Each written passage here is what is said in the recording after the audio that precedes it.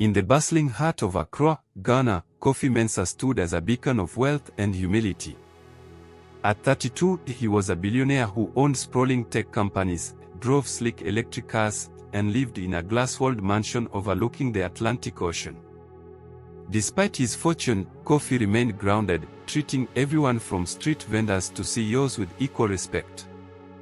His warm smile and quiet generosity made him a beloved figure in the city.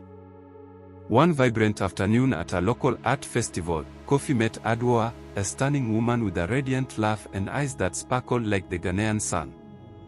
Adwoa loved the finer things, designer dresses, gold bangles, and the latest gadgets. To Kofi, her extravagance was a charming quirk. Their connection was instant, sparked by her bold confidence and his quiet charm.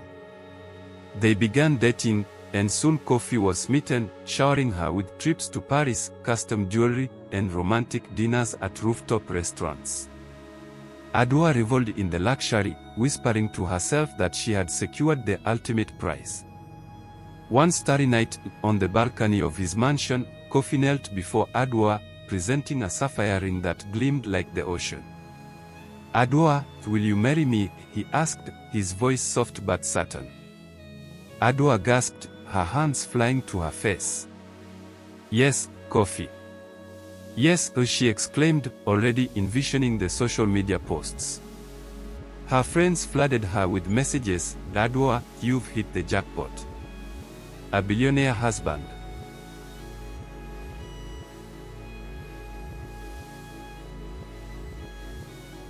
The engagement buzzed through Accra like wildfire. Kofi's parents, reserved yet kind, welcomed Adwoa warmly. His mother, Amma, took her hand and said, "If my son loves deeply, please cherish him." Adwoa nodded sweetly, promising loyalty. The wedding plans escalated. Adwoa chose a lavish gown encrusted with pearls, demanded a live band, and insisted on a venue that screamed opulence. Kofi, ever indulgent, spared no expense, wanting only her happiness. But the night before the wedding, Kofi couldn't sleep. His heart swelled with joy as he gazed at Adwoa's photo on his bedside table. Unable to resist, he decided to surprise her at her hotel suite with a bouquet of roses. As he approached her room, he overheard her voice through an open window, low and secretive. "Don't worry, Kwame," she whispered into her phone.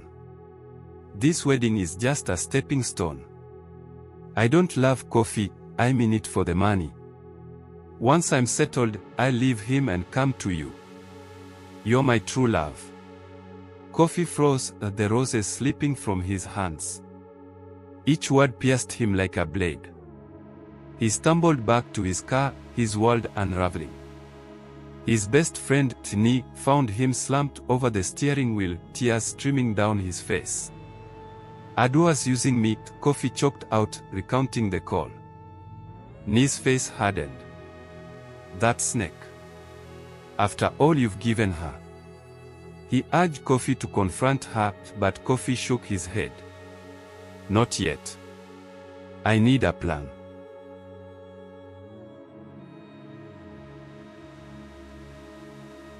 The morning of the wedding dawned bright, with Accra abuzz.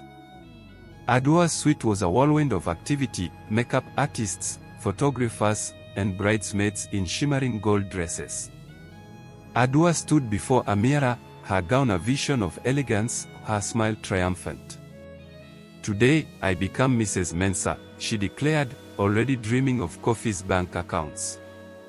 At the Grand Cathedral, the guests filled the pews, politicians, musicians, and family friends, all whispering about the wedding of the decade. Kofi stood at the altar in a tailored black tuxedo, his expression unreadable. Ni stood by his side, eyes sharp with resolve. When Adwoa arrived, gliding down the aisle like a queen, the crowd gasped in awe. She joined Kofi at the altar, her smile radiant but calculated. The pastor began, "Dearly beloved, we are gathered here," but before he could finish, Kofi raised a hand. "Pastor, may I have the microphone?" Murmurs rippled through the crowd. Adwoa's smile faltered. "Kofi, what's this?" she whispered, her voice edged with panic. Kofi faced the guests, his voice steady but heavy. "Thank you all for coming. I was ready to give this woman my heart, my life. But last night, I overheard her confess she's marrying me for my wealth, planning to leave me for another man." Gasps erupted. Adua's bouquet trembled in her hands. "Kofi, no, it's not true," she stammered, but he pressed on.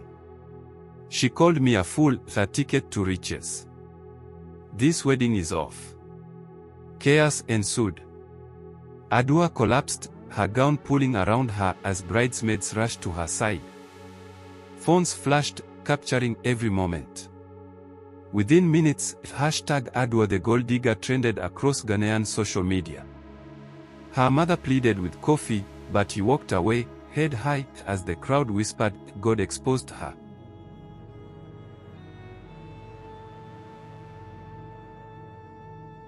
The scandal consumed Accra. Reporters swarmed Kofi's mansion, but he refused interviews, craving peace. A month later, he left the city without fanfare, entrusting his businesses to Ni. He settled in a quiet fishing village in Togo, renting a modest hut by the sea. The villagers knew him only as Kofi, a kind stranger who helped mend nets and shared meals with children. One evening, as the sun painted the sky orange, Kofi heard soft sobs near the beach. A young woman, Enyenam, sat alone, clutching a worn photograph. Her plain dress and tired eyes spoke of hardship, yet her beauty shone through. "Are you okay?" Kofi asked gently. She wiped her tears, explaining she worked at a local orphanage, grieving the loss of her parents years ago. Her quiet strength stirred something in Kofi. They talked until the stars appeared, two wounded souls finding solace.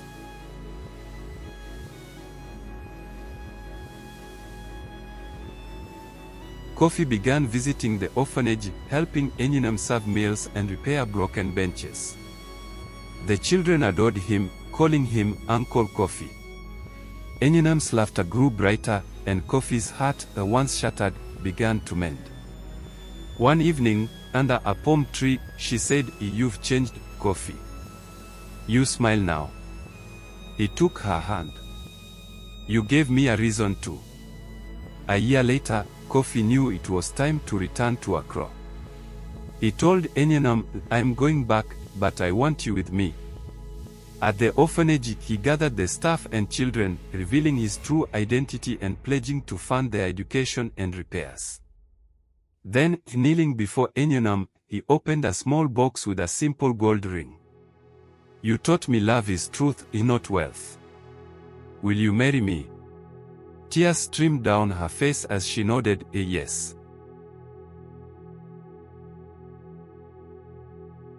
Kofi and Enyenam returned to Accra, where his mansion became their home.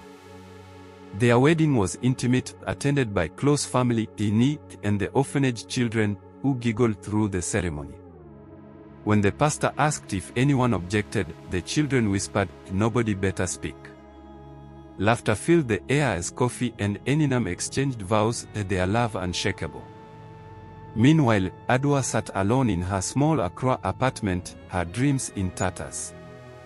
News of Kofi's marriage reached her, and the pain of her betrayal stung anew. Her true love, Kwame, had abandoned her when her plan failed, leaving her to face the city's scorn. She clutched their old engagement photo, whispering, "I lost everything for nothing." Kofi and Enyenam's home brimmed with joy. Enyenam, now expecting their first child, glowed with happiness. One morning, as they sat on their balcony, she said, "I never dreamed of this life." Kofi kissed her hand. "I prayed for peace, and I found it in you." Their love, built on truth, was a quiet triumph, a story of redemption that would endure.